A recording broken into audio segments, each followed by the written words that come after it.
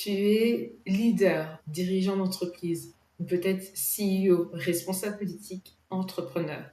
Tu as l'expérience, les compétences, parfois même les résultats. Mais il y a ce truc dont personne ne parle vraiment.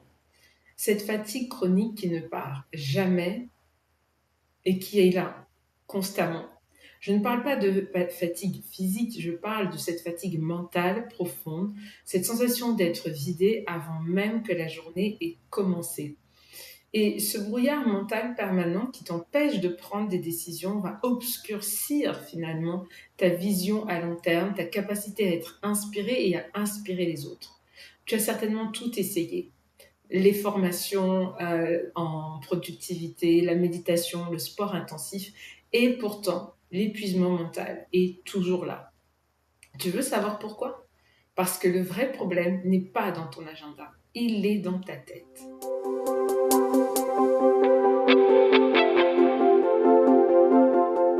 Bienvenue dans Secret des leaders. Aujourd'hui, on va parler de ce qui consomme réellement ton énergie de leadership, tes pensées toxiques. Et surtout, je vais te montrer comment reprendre le contrôle de ta vie mentale pour retrouver clarté, vision stratégique et impact. La vérité que personne ne te dit, c'est que la fatigue des leaders performants ne vient pas d'un manque de repos. Elle vient d'une surcharge cognitive invisible. Parce que la majorité de tes pensées t'épuisent sans rien produire de concret. C'est ce que j'appelle l'énergie mentale gaspillée. Cette fuite permanente qui draine ton potentiel de leadership sans que tu t'en rendes compte.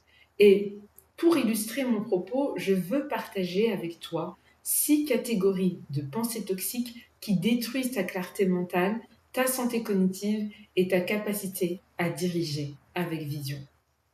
Premièrement, les pensées négatives ou le mode survie permanent. Comment cela se manifeste-t-il? C'est le doute constant, la peur de l'échec, l'inquiétude chronique, la suspicion généralisée. Peut-être que tu vas reconnaître cette voix intérieure. Et si ça ne marche pas? Et si l'équipe n'y arrive jamais? Je ne suis pas assez compétente pour ce projet. Ce qui se passe réellement dans ton cerveau, c'est que en réalité, ton système central est en train de se bloquer. C'est-à-dire que ton cerveau se met en mode survie permanent. C'est ce que l'anxiété chronique produit à l'intérieur de ton cerveau. C'est-à-dire que le centre de la peur à l'intérieur de toi va s'hyperactiver. Et lorsqu'elle s'hyperactive, qu'est-ce qui se passe? Elle inhibe en fait une partie de tes capacités à prendre des décisions stratégiques, à avoir une vision à long terme, ta capacité à innover, mais aussi à être créative. Et le résultat, c'est ce que tu ressens aujourd'hui, cette fatigue mentale accrue et un risque réel de burn-out. Et la Bible aussi nous éclaire sur ce sujet en Nombre 13-14 par rapport à l'histoire d'Israël dans le désert. Dieu leur avait promis la terre promise. Et si vous vous rappelez, Moïse avait envoyé des espions et ces espions sont revenus en disant « Ah, le pays est magnifique, mais il y a des géants ». Et à ce moment précis, tout a basculé. Tout a basculé, pourquoi? Parce qu'ils sont entrés dans une spirale de pensée négative dominante. Ils se sont posé la question, mais pourquoi l'Éternel nous a donné ce pays? Et regarde bien ce qu'ils avaient. Et c'est souvent ce que nous avons aussi en tant que leaders et que nous ne prenons pas en compte. Ils avaient les ressources, la promesse divine et même la stratégie. Mais leur système de pensée était dominé par la peur. Et quel a été le résultat de cette pensée-là? 40 ans de stagnation. Non pas à cause d'un manque de compétences, mais de leadership mental défaillant. C'est-à-dire que leur système de pensée était défaillant. Et c'est ce qui se passe peut-être pour toi. C'est ce qui se passe pour certains leaders. C'est-à-dire que certains leaders vont adopter exactement le même processus que je viens de te montrer à travers le peuple d'Israël. C'est-à-dire que ton anxiété va en fait jouer contre toi. Tu as certainement les ressources, tu as certainement la vision et tu as certainement la promesse. Mais le fait de voir qu'il y a un obstacle, le fait de voir qu'il y a des géants sur ton chemin, fait que tu n'arrives pas à te positionner et que la peur va te dominer et que tu vas constamment te positionner dans un schéma où non, il y a un obstacle. Et parce qu'il y a un obstacle, je n'y vais pas. Et peut-être que tu es en train de stagner dans ton désert actuel. Et l'un des symptômes de ton désert, c'est cette fatigue chronique. Pourquoi? À cause de ton système de pensée. Et qu'est-ce que ton système de pensée est en train de révéler et de montrer par rapport à toi? Au lieu d'être stratégique, tu deviens réactif. Tu deviens soupçonneux au lieu d'être clair et transparent. Tu deviens contrôlant au lieu d'être influent et inspirant. Ton entourage, que ce soit ton équipe, tes associés, tes proches, le ressentent. Ton business, ton organisation commence à le refléter. Et c'est vrai que les pensées négatives ne sont que le premier niveau.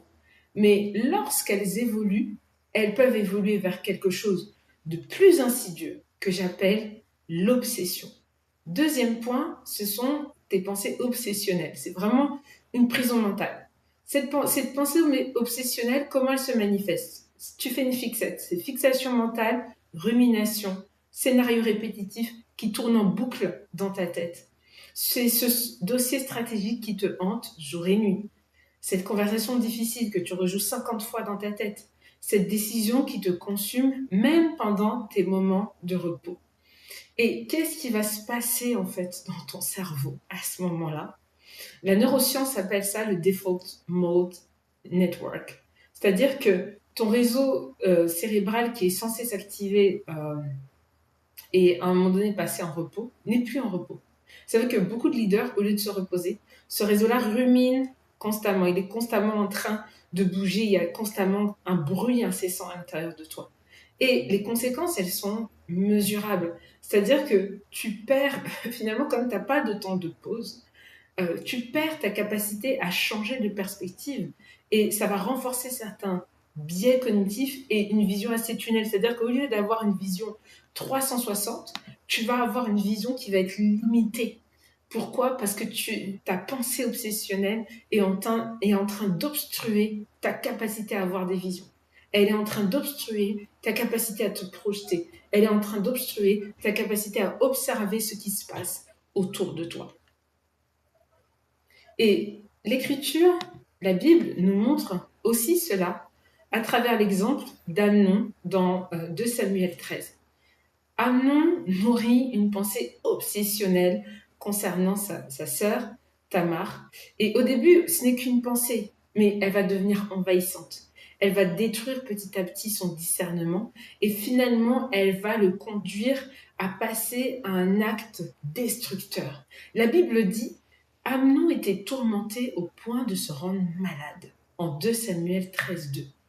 Et tu sais, j'ai étudié ce point-là, et ce que j'ai constaté, c'est qu'en fait, il y a un schéma mental qui se crée quand on est dans l'obsession. Encore une fois, comme je te disais, l'obsession, elle vient pas comme ça. C'est une pensée qui ne te quitte pas. C'est une pensée qui est là constamment. Presque, elle te harcèle, tu vois. Elle est là, cette pensée. Cette pensée va être là, nourrie constamment par différentes choses. Elle va devenir une obsession. Et cette obsession va amener du désordre. Ce désordre va se manifester à l'intérieur de toi, puis à l'extérieur par les actions que tu vas mener. Et ces actions-là vont obligatoirement mener à la destruction. Donc, premièrement, ta pensée. De ta pensée devient obsessionnelle, c'est-à-dire ça devient une obsession. Cette obsession va créer du désordre à l'intérieur de toi et aussi du désordre à l'extérieur qui va se manifester par tes actions. Et ces actions vont te mener à la destruction. Parce qu'une obsession, lorsqu'elle est mauvaise, nous mène à la destruction. Et j'aimerais te poser cette question. Est-ce que tu reconnais ce schéma? Est-ce que toi, tu reconnais ce schéma par rapport à une pensée que tu as, qui n'est pas une bonne pensée? J'ai pris l'exemple d'Amnon sur une mauvaise pensée parce que c'est quelque chose qui peut nous arriver à tous. Et je t'ai donné des exemples sur les types de pensées. Mais est-ce que tu reconnais ce schéma dans ton leadership. Ce schéma, tu sais, il va se manifester, par exemple, sur le fait d'être obsédé par un détail, par une problématique spécifique. Et qu'est-ce qui se passe? Tu perds en lucidité stratégique. Tu vas te surinvestir sur une micro-problématique au détriment de l'essentiel. Tu vas négliger la vision globale et les priorités réelles. Tu vas épuiser tes équipes par un micromanagement toxique. Et comme je te l'ai dit, cette pensée obsessionnelle va finir par te détruire. Et donc, tu vas te détruire mentalement et physiquement. Et j'aimerais véritablement que tu prennes le temps de réfléchir à la qualité de tes pensées, de réfléchir à est-ce que oui, peut-être j'ai des pensées obsessionnelles concernant certains sujets que je mène actuellement. Peut-être que j'ai des pensées obsessionnelles par rapport à une personne de mon entourage, par rapport à une personne de mon équipe. Comment je règle ça, tu vois? Mais j'aimerais vraiment que tu te poses et que tu sois honnête avec toi-même et que tu puisses arriver à comment dire, à cet autodiagnostic pour te rendre compte en fait et que tu prennes conscience que attention, la pensée obsessionnelle, ce n'est pas quelque chose à entretenir, c'est vraiment quelque chose à traiter. Il ne faut pas se dire juste c'est là pour être là. Non, si c'est là, il faut vraiment traiter avec. Un autre type de pensée que je veux partager avec toi, qui sont aussi paralysantes, ce sont les pensées qui sont orientées problème. C'est-à-dire que c'est un focus qui te paralyse. Comment cela se manifeste-t-il? Tu vois tout ce qui ne va pas, mais jamais les solutions. Et ton radar mental est calibré en permanence sur détection de menaces, détection de problèmes. Et chaque réunion devient un inventaire de ce qui dysfonctionne. Chaque projet révèle d'abord ses failles avant ses opportunités. Et ça fait que même en tant qu'entrepreneur, si je prends l'exemple des entrepreneurs, il est difficile de voir des opportunités à travers une crise, par exemple. Tu vois, en ce moment, tous les pays traversent une crise. Et le propre de l'entrepreneur, par exemple, c'est d'être capable de dénicher des opportunités là où personne n'en voit. Et sauf que si ta pensée, ton système de pensée est orienté problème, en fait, tu es en train d'occulter ta capacité à voir des opportunités là où il y a des crises. Et c'est la même chose pour les autres leaders, quelle que soit la fonction que vous exercez aujourd'hui. Lorsque euh, votre pensée est orientée problème, il vous est très difficile de pouvoir vous projeter vers les éventuelles opportunités.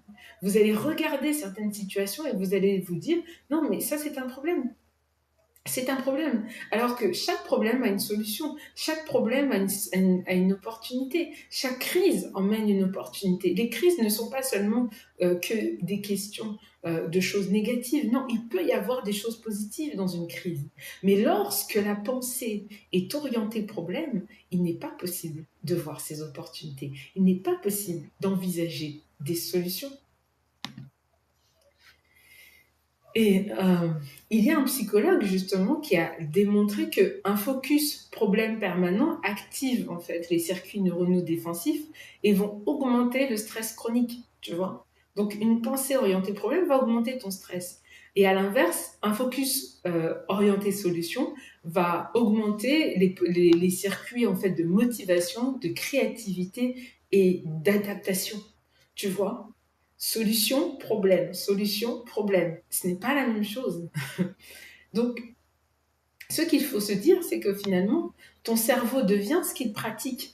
Penser problème en continu fait que ton cerveau est en mode défensif et il va se figer. Quand il pense solution, ton cerveau est adaptatif et innovant. Et c'est aussi ce qu'on voit, on revient encore à mon histoire nombre 13 avec les espions envoyés pour explorer la terre promise, Canaan. Donc, 10 espions versus Josué et Caleb. Même réalité, même terrain exploité, même contexte stratégique, mais deux systèmes de pensée radicalement différents. Radicalement différents. Le rapport était différent. La promesse était toujours là. On a vu la même chose. C'est-à-dire on a bien vu Canaan. Tous les deux, on a vu le même terrain. On était dans le même contexte stratégique, c'est-à-dire aller voir, visualiser pour voir si on va s'y installer, etc. Parce qu'apparemment, parce que c'était la terre promise, mais deux systèmes de pensée radicalement différents. Et les 10, qu'est-ce qu'ils ont dit? Non, mais il y a des géants, et ces géants sont insurmontables. Sauf que Josué et Caleb n'ont pas eu la même pensée. Ils se sont dit, nous pouvons y arriver, la promesse est là, montons. C'est-à-dire, allons-y, allons-y, nous pouvons y arriver. Et qui avait raison? En fait, dans les faits, et c'est ça qui est intéressant. Et c'est pour ça qu'il ne faut pas, en tant que leader, se dire que par rapport à une situation, il n'y a qu'une seule vérité. Ce n'est pas vrai. D'accord? Ce n'est pas vrai. Tu peux observer une situation et quelqu'un va voir un versant de la situation et une autre personne va voir un autre versant de la situation. Ce n'est pas la même chose. Dans les faits, les deux avaient raison, mais un seul système de pensée ouvrait le champ des possibles. Tu vois? C'est pour ça que je te donnais l'exemple d'une crise, pour te dire que, ben oui, dans les faits, quand quelqu'un si un leader dit il y a la crise et donc c'est compliqué, c'est difficile et ce n'est pas possible, par exemple, de faire des dépenses supplémentaires pour certaines choses, ok, très bien. Dans les faits, il a raison. Mais si un autre dit non, c'est vrai, il y a la crise, mais nous devons davantage investir sur ces points-ci, ces points-là, etc. Dans les faits, pourquoi il aurait tort? Pourquoi il aurait tort? Tu vois? Et il faut vraiment réussir à se dire, ok, euh, il faut être capable de pouvoir entendre une version différente de notre manière d'interpréter les choses. Tu vois? C'est important d'interpréter les moments compliqués, d'interpréter les crises. Pourquoi? Parce que quand nous ne sommes pas capables d'entendre une manière différente, d'interpréter la crise, d'observer la crise et d'observer les éventuelles solutions, opportunités d'une crise, en fait, nous avons une vision, c'est ce que je te disais tout à l'heure, en tunnel. Et quand tu as une vision en tunnel, tu te fermes.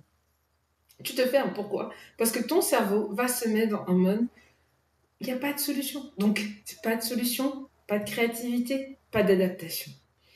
Et donc, pour revenir à Josué, Caleb et les 10 espions qui avaient été envoyés, comme je te disais, dans les faits, les deux avaient raison.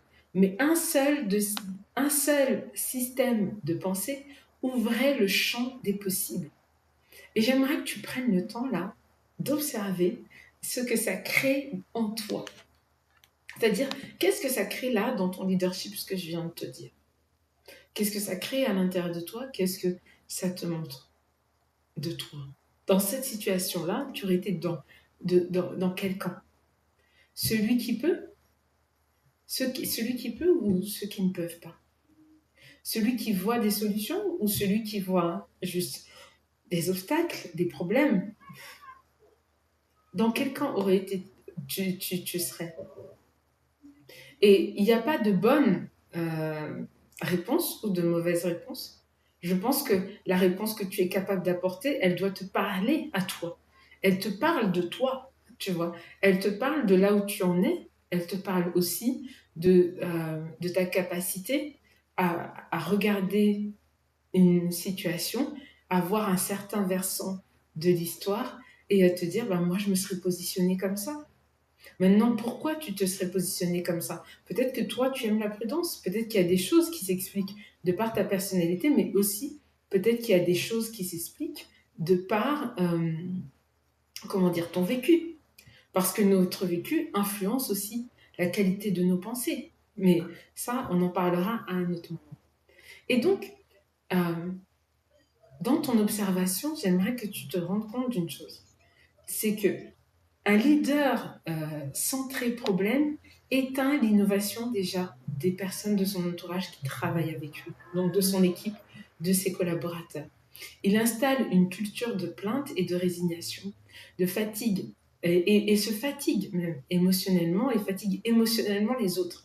Et il devient un frein au lieu d'être un catalyseur. Et si je parle que de toi, quand tu es dans ce schéma de pensée, tu te coupes toi-même en fait d'une créativité stratégique, Tu perds ta capacité à inspirer et à mobiliser autour d'une vision. Et parfois, tu vas subir certaines journées au lieu de diriger tes journées, tu vois. Et il y a énormément de choses qui vont se passer. Et l'une des choses sur ton leadership, c'est qu'à un moment donné, tu sais, ça se voit. Parce que tu vas passer de leader visionnaire à gestionnaire anxieux. Et est-ce que toi, tu as envie d'être identifié comme un gestionnaire anxieux? Et il n'y a pas de souci à être anxieux. Il faut pouvoir le reconnaître. C'est pour ça que je t'ai dit, quand je t'ai posé la question, il n'y a pas de bonne réponse ou de mauvaise réponse. Ce sont des réponses qui parlent de nous-mêmes. Ce sont des réponses qui parlent de toi. Et il faut être capable d'aller jusqu'au bout du processus pour se dire, OK, cette réponse-là, qu'est-ce qu'elle dit de moi? Et peut-être que la réponse que tu vas apporter, si tu dis, moi j'aurais été du côté des 10 espions, elle va venir corroborer ce que je dis. C'est-à-dire que il y a une certaine forme d'anxiété chez toi.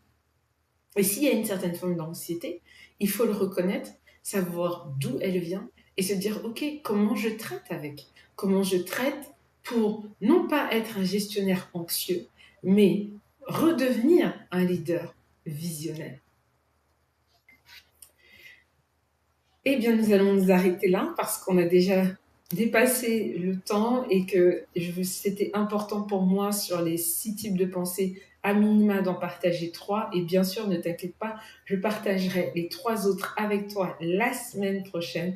En tout cas, j'ai été très heureuse de partager ce temps et j'aimerais vraiment te laisser sur ce point, te dire qu'il n'y a pas de bonne ou de mauvaise réponse aux questions que je t'ai posées, te le rappeler.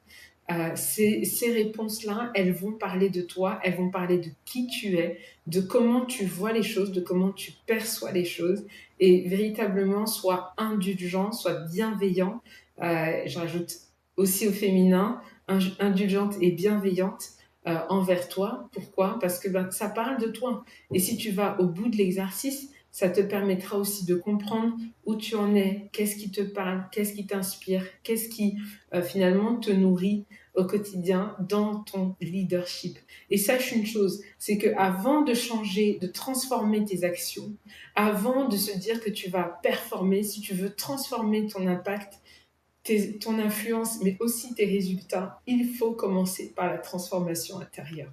En tout cas, j'ai hâte de te lire dans les commentaires. N'hésite pas à partager cette vidéo, à la liker et surtout à t'abonner. Je te dis à très bientôt.